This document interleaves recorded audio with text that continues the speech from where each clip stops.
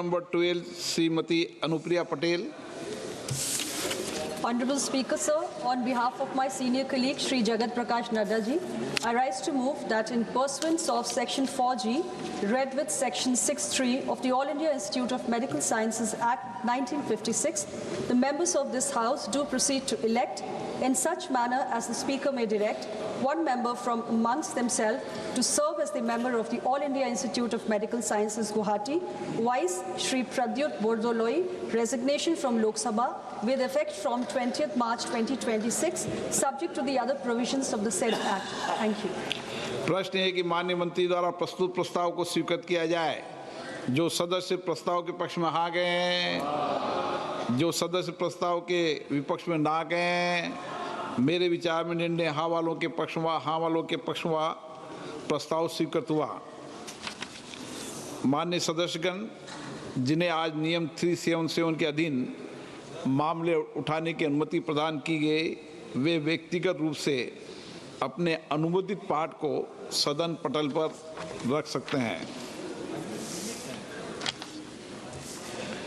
Item number 14, लोक परीक्षा अनुचित साधन निवारण संशोधन विधेयक 2026। माननीय मंत्री जी कुछ रखना चाहते हैं? एक मिनट में बोल लूँ, एक मिनट माननीय मंत्री जी, एक मिनट। माननीय सदस्यगण,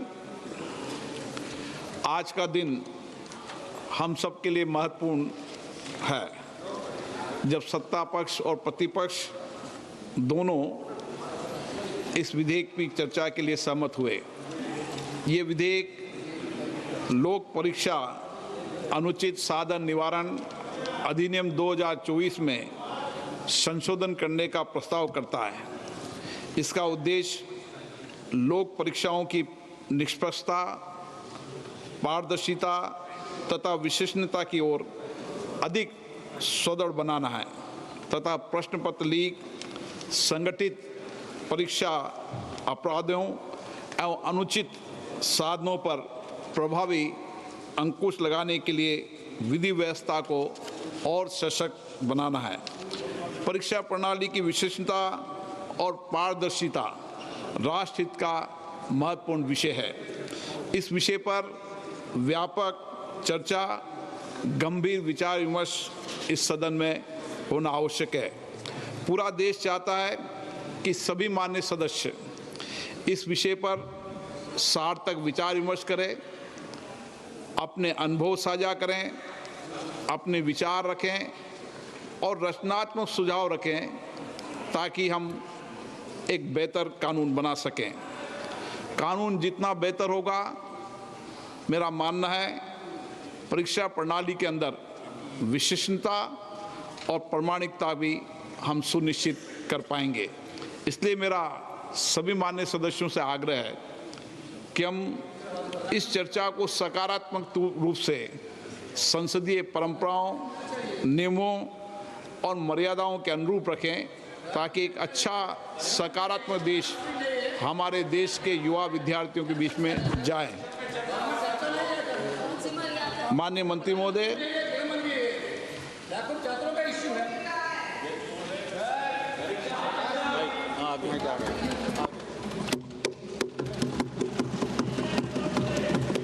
अध्यक्ष महोदय, मैं प्रस्ताव करता हूं कि लोक परीक्षा अनुचित साधन निवारण संशोधक विधेयक 2026 पर विचार किया जाए। आप बोलो।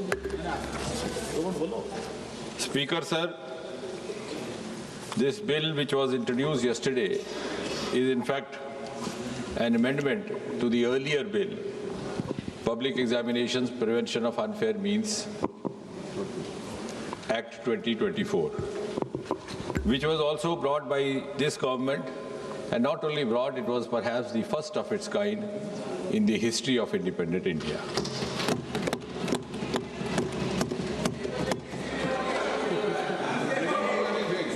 The earlier bill and the amendment today are, in a way, a reaffirmation of this government's deep commitment to safeguard the welfare of the students and the youth of this country. And at the same time, it is also a reiteration of Prime Minister Modi ji's resolve not to allow anyone to compromise with the future of the children of Mother India.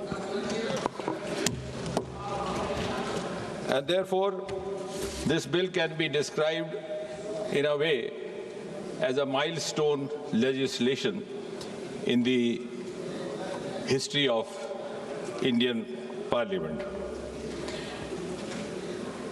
अब ये जो examinations को लेकर के तरह तरह की वारदातें होती रही या पेपर लीक भी होता रहा, ये केवल किसी एक प्रदेश या एक प्रांत तक सीमित नहीं रहा, ऐसा पहले भी होता था। अलग अलग पार्टियों की सरकारें रही, अलग अलग प्रदेश रहे। सूची लंबी है, लेकिन केवल याददाश्त ताज़ा करवाने के लिए कुछ एक ऐसे वारदात जो बहुत ज़्यादा समाचार सुर्खियों में रहे। 2019 में रेलवे रिक्रूटमेंट बोर्ड का एग्जामिनेशन, वो भी इन्हीं कारणों से, लेकिन शायद उस समय उस तरह की कार्रवाई नहीं की गई जिस तरह की अब प्रस्तावित की जा रही है। 2011 में all India engineering entrance examination 2009 में हो गया। 2012 में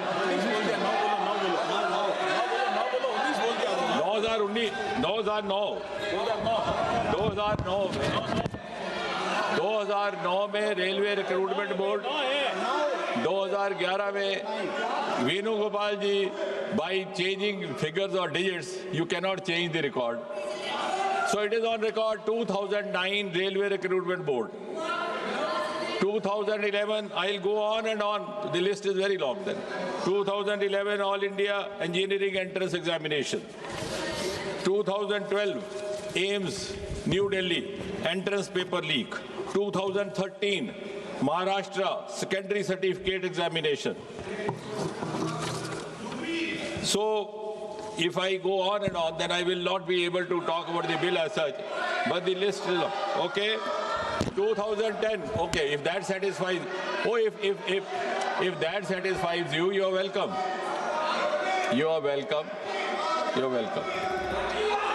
2010, B.Ed entrance examination, Uttar Pradesh. 2012, Tamil Nadu Public Service Commission. I can go on till you are satiated. 2009, West Bengal Joint Entrance Exam. So therefore, it was realized by this government that we need to have an exclusive legislation. उसी पर आ रहे हैं, I am following a chronology. Unfortunately, the chronology starts from the earlier times. और इसलिए ये सोचा गया कि ओवरऑल पब्लिक एग्जामिनेशंस को लेकर के एक व्यापक सामूहिक व्यवस्था विधेयक लाया जाए। भारत सरकार में 4 प्रमुख रिक्रूटमेंट एजेंसीज हैं, जैसा कि हम सब जानते हैं, UPSC, staff selection commission, railway recruitment board और इंस्टीट्यूट ऑफ बैंकिंग पर्सोनल। और इसी तरह से हायर एजुकेशन एडमिशन्स के लिए नेशनल टेस्टिंग एजेंसी, उसका गठन भी 2017 में किया गया था इसी सरकार द्वारा। अब आप कह रहे हैं कि डेट्स क्यों बता रहा है, वो इसलिए कि 2092 में 1992 first time there was a recommendation made to the government of India, then headed by the Congress party, that there should be a common testing national agency. It was 1992. Then in 2010, during UPA rule, there was again a committee which suggested, I don't know why this was not given due consideration, for whatever reasons and for whatever interests. So I think you must compliment Prime Minister Modi and this